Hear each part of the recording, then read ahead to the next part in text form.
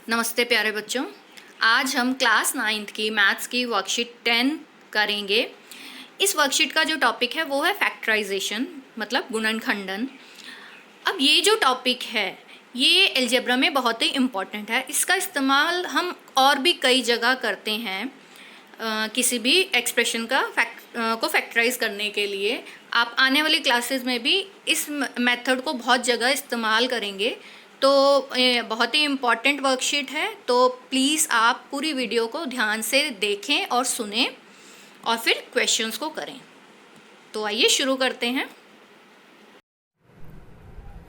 तो आज सीखेंगे गुणनखंडन, मतलब गुणनखंड करना, फैक्टराइज करना। फैक्टराइजेशन किसका? क्वाड्रेटिक पॉलिनोमियल का, द्विघात बहुपद। अब एक द्विघात बहुपद की स्टैंडर्ड फॉर्म ये होती है, जो मानक रूप है वो ये होता है किसी भी द्विघात बहुपद का क्वाड्रेटिक पॉलिनोमियल।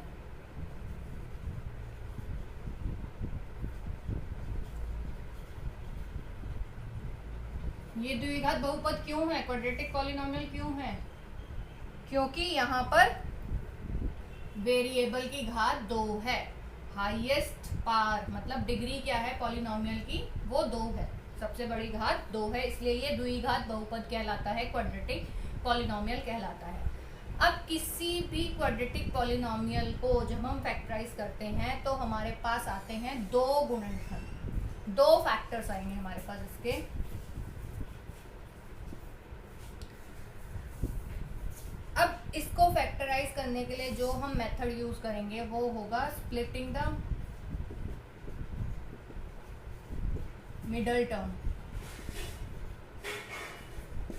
मतलब बीच वाली टर्म को ब्रेक करना है, स्प्लिट करना है, दो भागों में बांटना है। वो किस तरीके से बांटना है आज हम सीखेंगे। तो जो वर्कशीट का अनसॉल्व्ड क्वेश्चंस हैं उनमें से मैं थर्ड ले रही हूँ आपको समझाने के लिए। थर्ड से शुरुआत करते हैं। x² + 5x - 36, इसके हमें गुणनखंड करने हैं, फैक्टर्स करने हैं।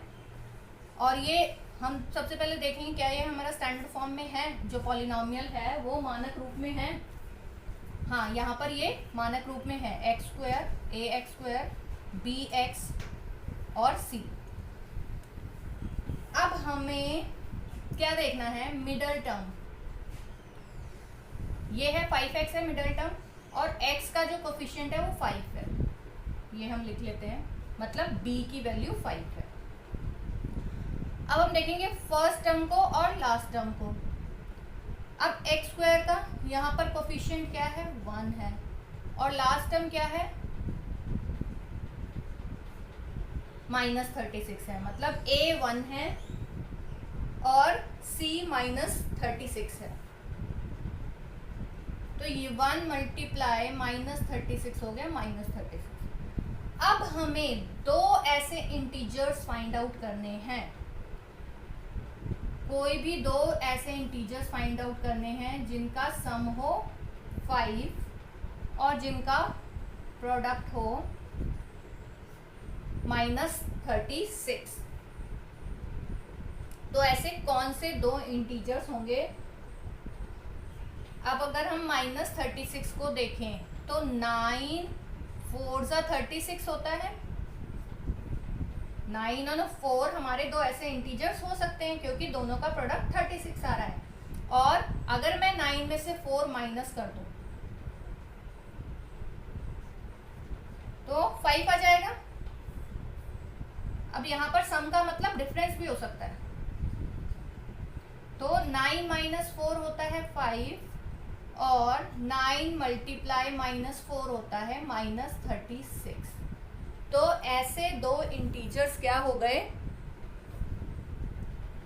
9 और -4। ये दो इंटीजर्स हमने पता कर लिए, ये हमारा पहला स्टेप है। अब चलते हैं नेक्स्ट स्टेप की तरफ। जो ये मिडल टर्म है इसकी जगह मैं क्या लिखूंगी, +9x - 4x और बाकी दोनों टर्म्स एज इट इज रहेंगी, फर्स्ट टर्म और last term as it is रहेंगी। मतलब हमने इसको तोड़ लिया दो हिस्सों में हमने इसको स्प्लिट कर दिया, बांट दिया।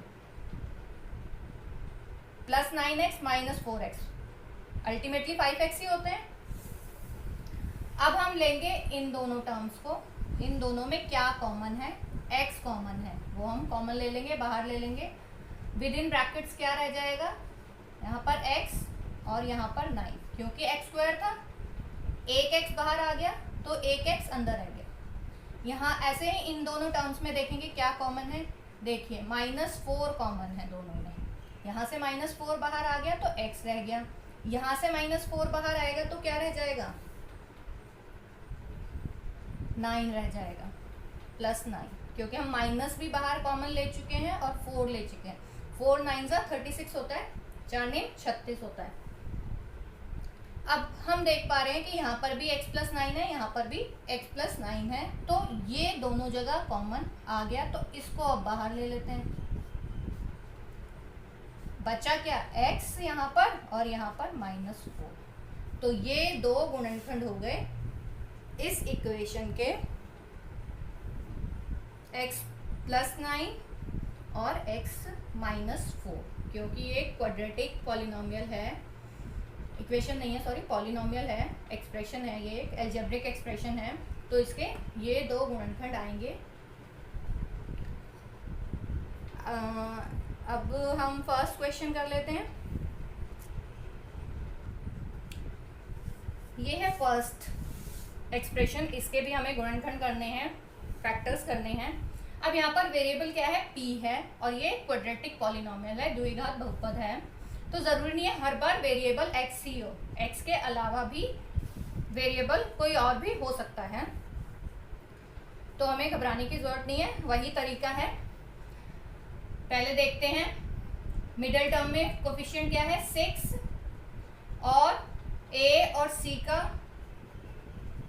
प्रोडक्ट क्या है, 8। तो ऐसे दो इंटीजर्स जिनका प्रोडक्ट तो वो 8 और जिनका सम या डिफरेंस, मतलब जिनको घटा या जोड़ करने पर 6 आता हो, तो ऐसे कौन से दो इंटीजर्स होंगे। अगर हम 4 और 2 को ले लें तो हमें पता है 4 × 2 8 होता है और 4 + 2 6 होता है। तो ये दोनों ही हमारी कंडीशंस को सेटिस्फाई कर रहे हैं। तो अब हम आगे बढ़ते हैं, तो हमारे दो इंटीजर्स आ गए 4 और 2। आप इसको लिखा भी रहने दे सकते हैं, कोई दिक्कत नहीं है। तो ये हो गया p², 6p की जगह क्या लिख देंगे, 4p + 2p, 4p + 2p ultimately is 6p। तो हमने 6p को दो भागों में तोड़ लिया। अब इन दोनों में से कॉमन लेंगे, क्या है, p कॉमन है, यहाँ पर p रह गया और यहाँ पर रह गया 4। ऐसे ही इन दोनों टर्म्स में से कॉमन लेंगे, यहाँ पर क्या कॉमन दिखाई दे रहा है, 2, यहाँ पर रह गया p और यहाँ पर रह गया 4, क्योंकि 2 × 4 = 8 होता है। p + 4 p + 4 ये अब बाहर आ जाएगा, ये दोनों जगह कॉमन है, और यहाँ पर रह गया p + 2। तो इस तरह से इसके गुणनखंड हो गए, दो गुणनखंड आ गए हमारे पास, p + 4 और p + 2। सेकेंड क्वेश्चन देख लेते हैं।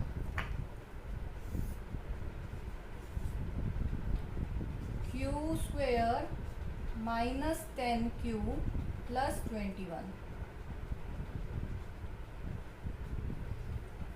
ये है हमारे पास polynomial, quadratic polynomial.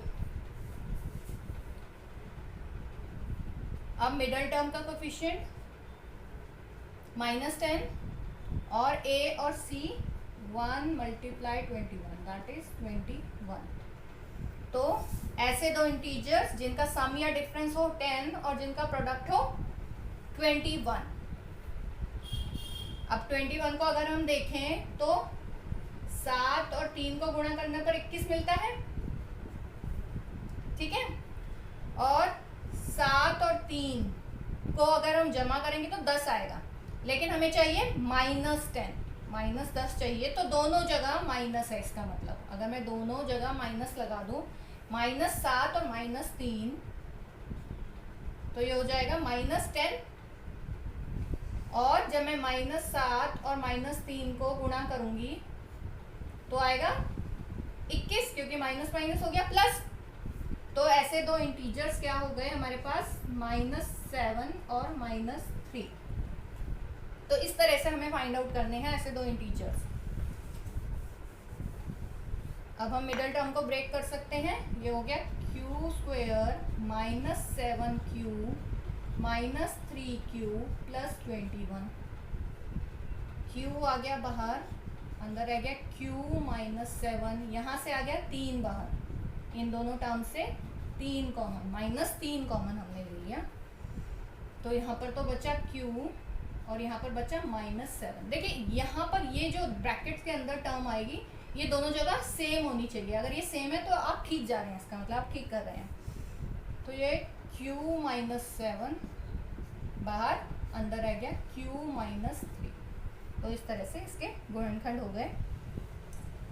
Second question के q -7 और q -3 दो गुणनखंड हो गए। लास्ट क्वेश्चन और कर लेते हैं। ये है हमारे पास एक्सप्रेशन, जो व्यंजक है 2t² -t -10। अब ये हमने इससे पहले जो क्वेश्चंस किए उससे थोड़ा अलग कैसे है। यहाँ पर हम देख पा रहे हैं जो a है, ये हमारी स्टैंडर्ड फॉर्म होती है ax² + bx + c। a का मान 2 है। इससे पहले हमने जितने भी क्वेश्चन किए उसमें a जो था 1 था। बाकी करना उसी तरीके से है, कोई चेंज नहीं है। तो हम मिडल टर्म को देखेंगे पहले, यहाँ से b लेंगे। तो b क्या है, -1। t वेरिएबल है, वेरिएबल के साथ कोई हमें अगर नंबर नहीं नज़र आ रहा, कोई न्यूमेरिकल वैल्यू नहीं नज़र आ रही, इसका मतलब क्या है, 1 है। और साइन को भी हम कंसीडर करेंगे, साइन को छोड़ेंगे नहीं। तो -1 हो गया। अब निकालते हैं a और c का मल्टीप्लाई, मतलब प्रोडक्ट। दोनों को गुणा करते हैं, ये आ गया 2 गुणा -10 -20। तो ऐसे दो इंटीजर्स हमें अब फाइंड आउट करने हैं। ऐसे दो पूर्णांक जिनका प्रोडक्ट तो हो -20 और जिनका सम और डिफरेंस हो -1। तो क्या होंगे ऐसे दो इंटीजर्स। अगर हम यहाँ पर 20 को देखें तो हमें पता है 5 चौक 20 होते हैं। 5 × 4 क्या होता है, 20 होता है। ठीक है, अब साइन को देखते हैं, हमें चाहिए -20। तो इसका मतलब इन दोनों में से किसी के साथ नेगेटिव साइन है, इन दोनों में से कोई नेगेटिव इंटीजर है। वो कैसे पता लगेगा, देखिए यहाँ पर चाहिए हमें -1। इसका मतलब दोनों को जब हम घटाएंगे या जोड़ेंगे तो -1 आना चाहिए। तो 5, अगर मैं 5 - 4 करती हूँ तो 1 आएगा। लेकिन अगर मैं -5 + 4 करती हूँ तो क्या आएगा, -1 आएगा। तो इसका मतलब माइनस किसके साथ है, 5 के साथ है। तो -5 × 4 हो जाएगा -20 और -5 + 4 हो जाएगा -1। तो दो इंटीजर मुझे पता चल गए, क्या है, -5 और 4। तो अब हम मिडल टर्म को ब्रेक कर लेंगे। ये हो गया 2t² -5t + 4t -10। इन दोनों से कॉमन लेते हैं, क्या कॉमन आ रहा है, 2 कॉमन नहीं है, t कॉमन है खाली। तो ये हो गया 2t -5, ये रह गया, यहाँ से कॉमन आया 2, तो यहाँ भी रह गया 2t -5। तो 2t -5 दोनों जगह कॉमन है, तो इसको हमने बाहर ले लिया, अंदर बचा t + 2। तो इस तरह से इस एक्सप्रेशन के हमारे पास दो फैक्टर्स आ गए, 2t -5 एंड t + 2। तो हमने अनसॉल्व क्वेश्चन सारे डिस्कस कर लिए हैं। उम्मीद है बच्चों आपको समझ में आ गया होगा। अब जो इसके सॉल्व्ड एग्जाम्पल्स दिए हुए हैं आपकी वर्कशीट में, आप उन्हें भी बिना देखे प्रैक्टिस कर लीजिए। और इसके अलावा जो आपकी बुक के क्वेश्चन हैं एनसीईआरटी के, या आपके पास कोई भी एक्स्ट्रा बुक है, उसमें से क्वेश्चन लेके प्रैक्टिस कर डालिए, ताकि आप अच्छे से इसे और समझ जाएं। तो मिलते हैं नेक्स्ट वीडियो के साथ, तब तक टेक केयर।